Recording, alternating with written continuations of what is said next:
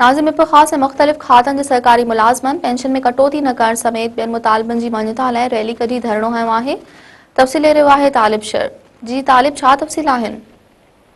जी बिल्कुल, तव्हांखे ॿुधाईंदो हलां त मिर्पु ख़ास में मुख़्तलिफ़ खातनि जे हज़ारे सरकारी मुलाज़मनि पारां पेंशन में कटौती न करण ऐं ॿियनि मुतालबनि जी मञता लाइ रैली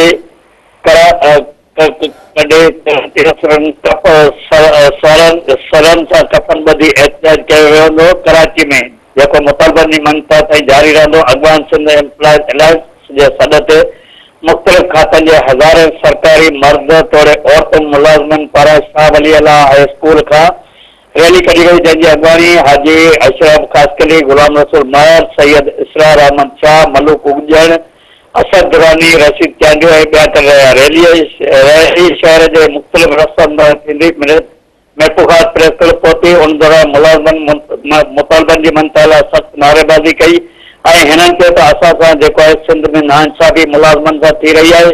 जॾहिं त टिनि सूबनि जो कानून हिकिड़े तरफ़ आहे ऐं सिंध सूबे जो कानून जेको आहे मुलाज़मनि जे लाइ अज़ाब बणायो वियो आहे ऐं उहो असां कंहिं बि सूरत में क़बूल न कंदासीं। जेसि ताईं असांजा मुतालबा न मञिया वेंदा तेसि ताईं एहतिजाज जारी रहंदो। जी तालिब, जी महिरबानी।